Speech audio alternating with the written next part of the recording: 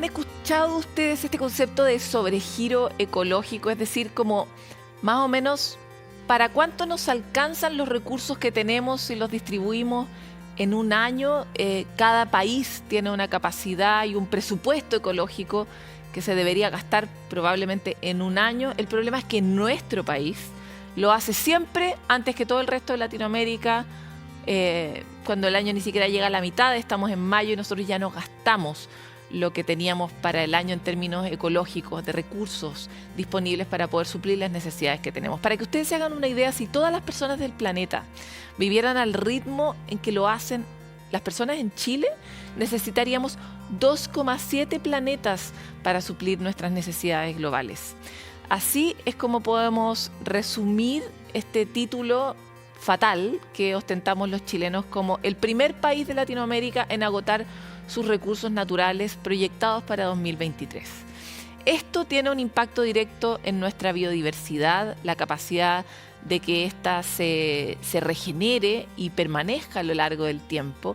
Y por lo mismo es importante identificar cuáles son las causas que nos hacen tener este récord terrible, esta fama de súper malos para reciclar, súper buenos para contaminar, muy poco eficientes finalmente, algo que los chilenos tal vez no tenemos tan claro en nosotros mismos. Para hablar de esto en profundidad estamos junto al investigador del Centro de Ciencia del Clima y la Resiliencia CR2, que es un centro habitual de colaboración en Futuro 360 y también académico de la Universidad Adolfo Ibáñez, Mauricio Galleguillo. Muchas gracias por estar acá. Hola, sí, muchas gracias por la invitación. Mauricio, quisiera que nos ayudaras a mirar cuáles son las principales causas de por qué nos gastamos tan rápido lo que tenemos. Claro, mira, quizás primero comentar que como tú lo mencionaste, ¿no es cierto? Este indicador genera un reflejo del modelo de desarrollo que se ha tenido a nivel global. ¿Ya? Muchos, o sea, así como nosotros en Latinoamérica somos los con el indicador más negativo, digamos, hay muchos otros países que están dentro de los países desarrollados que tienen un indicador incluso peor al nuestro, países como Finlandia, Francia, Estados Unidos, ¿para qué decir?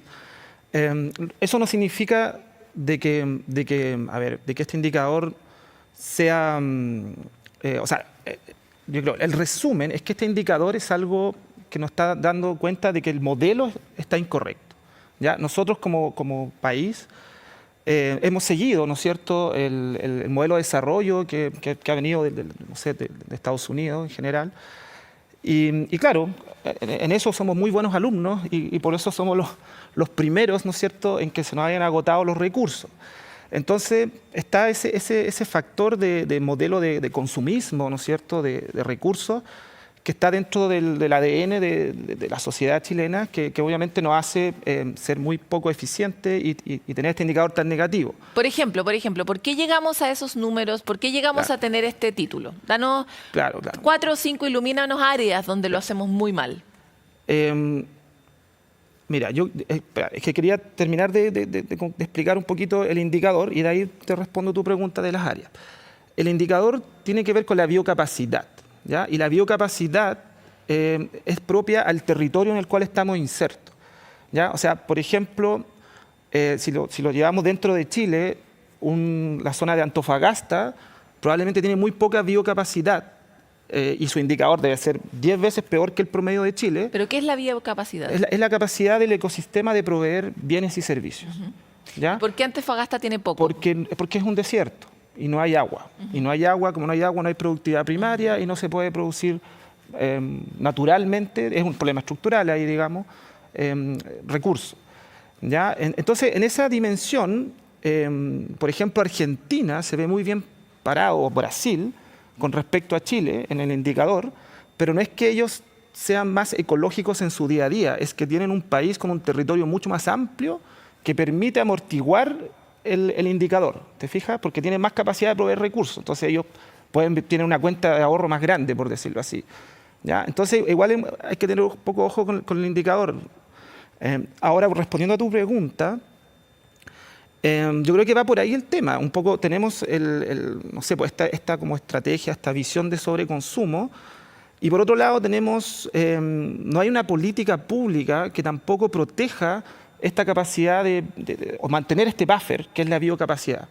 ¿ya? Y quizá tocando algunos ejemplos concretos, podríamos hablar de los suelos, ¿ya? Los suelos, para hacer agricultura, la mayoría de los suelos más fértiles, o sea, con mayor biocapacidad de Chile, se han transformado a parcelas agrícolas, a urbano y hoy en día a parcelaciones de agrado, ¿ya? Y eso no ha habido ninguna política que lo regula. Hay una ley de suelos que está empezando a discutirse ahí entre varios colegas. Y hay una ordenanza del Ministerio de Agricultura Claro. que está tratando de regular lo de las parcelaciones. Claro, que se frenó, pero todavía no sabemos, o sea, sabemos que tiene un impacto muy grande, pero ahí estamos hipotecando nuestro capital, ¿te fijas? De poder aumentar nuestra biocapacidad, que es el buffer que nos permitiría sostener un consumo. Ya, pero si uno se metiera específicamente en esas dos cosas que estás dando tú como ejemplo, y además eres especialista en el área, ¿qué es lo que habría que hacer con esos suelos? ¿Es no dar permisos para suelos agrícolas? ¿Es no dar parcelas de ¿Qué es lo que hay que hacer?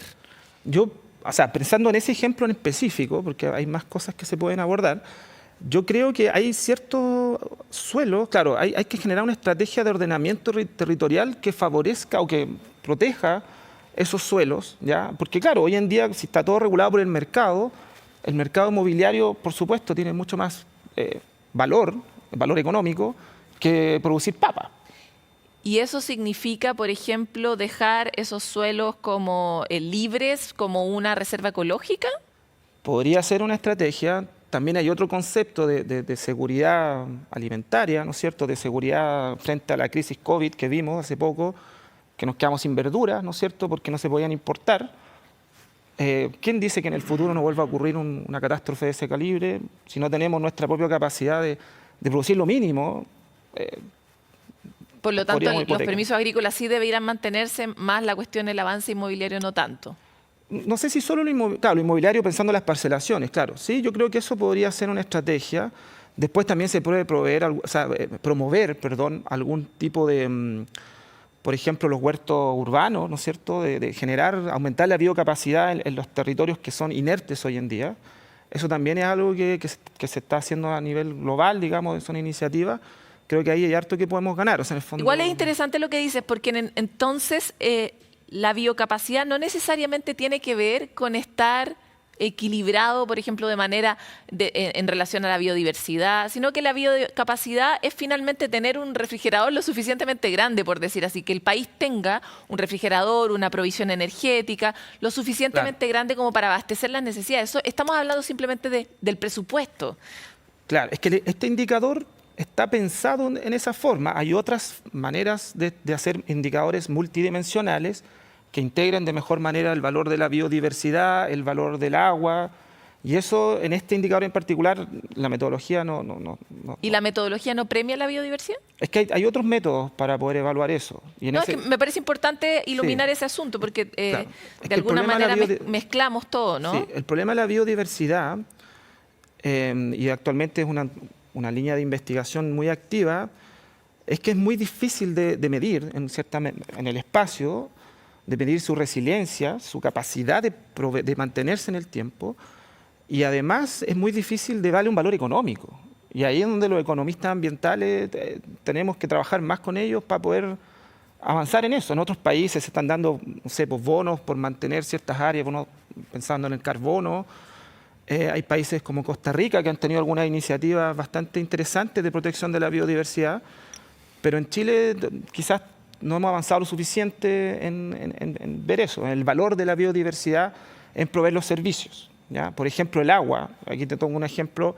No sabemos hoy en día cuál es el aporte que genera la biodiversidad en darnos agua a nosotros en Santiago, en las cuencas que están en la cordillera. Ese aporte, esa magnitud, no la conocemos.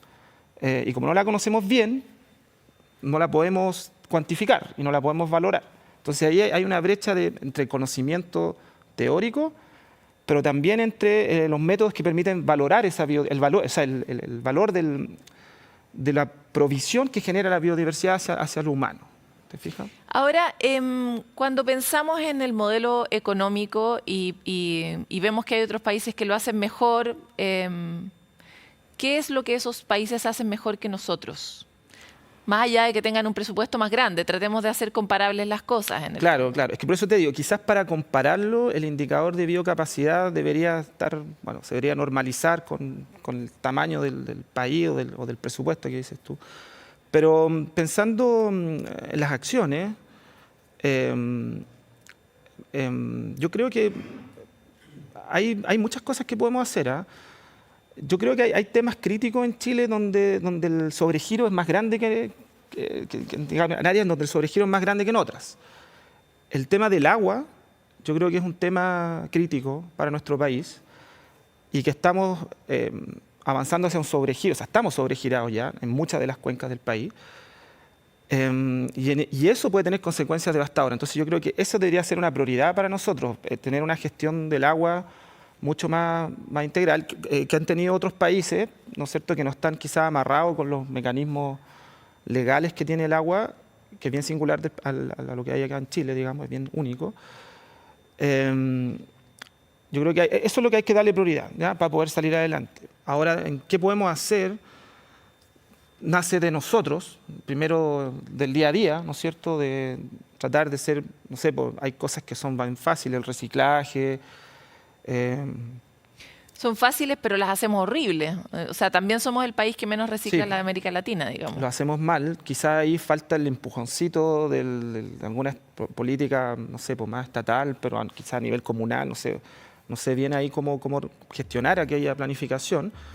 Pero sí, el reciclaje debería avanzar mucho más. Y la ineficiencia. También en muchos, por ejemplo, no sé, del agua potable se pierde un 30%, se va nomás. Y eso... Ese tipo de cosas no puede ser que sigan ocurriendo, ¿te fijas? Lo mismo la agricultura, es muy ineficiente en el uso del riego. Y esto tú lo dices proporcionalmente, comparando a Chile con otros países. Nosotros somos más ineficientes en el uso del agua, más ineficientes en el manejo agrícola y más ineficientes... O sea, en el manejo agrícola no sé, yo dije en el agua, con respecto al agua, sí. Pensando en la agricultura, es un buen tema, es bien interesante.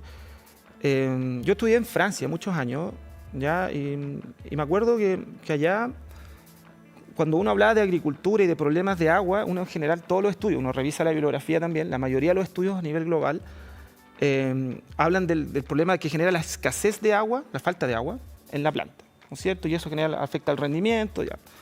Y uno entendería como el estrés de las plantas por falta de agua. Llegué a Chile y me llevé la sorpresa de ver que había estrés de producción por exceso de agua. O sea, en un país que no tiene agua, como Chile, estamos haciéndolo tan mal. O sea, incluso con la tecnología de poner riego por goteo y todo eso, no sabemos usar la tecnología. O sea, a veces ahogamos a las plantas. Y ahogamos las plantas, y tanto así que estamos afectando el rendimiento. Y eso es algo bien singular. O sea, eso habla muy mal de cómo lo estamos haciendo. Buenos derrochadores, al final. Somos buenos derrochadores, claro. Y a eso, bueno, las causas de eso ya son más complejas. Viene quizás de tener agua, la cordillera, que siempre nos entregaba agua. Pero culturalmente eso es muy difícil de cambiar, o sea... Pero bueno, ahí hay que avanzar. Después, no sé, otro ejemplo concreto, lo que te decía yo creo que el valor de los ecosistemas en proveer servicios es algo que deberíamos empezar a fortalecer mucho más. Yo entiendo que hay algunas iniciativas ahí del Ministerio de Medio Ambiente de tratar de promover algunas iniciativas en esa dirección, pero hay que avanzar más rápido.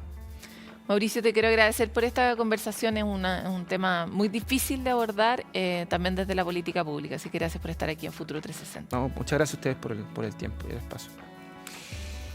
Es un tema que no nos gusta hablar casi siempre. Cuando abordamos cualquier dimensión de medio ambiente en Futuro 360 terminamos deprimidos, y es normal, porque es para deprimirse lo que está ocurriendo a nivel global y la forma ineficiente, lenta, torpe, mezquina en que muchos países estamos enfrentando la emergencia global.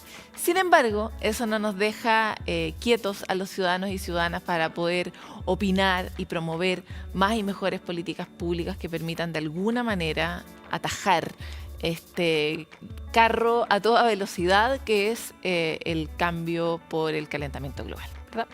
Nosotros nos vamos y volvemos con otro Futuro 360 muy pronto.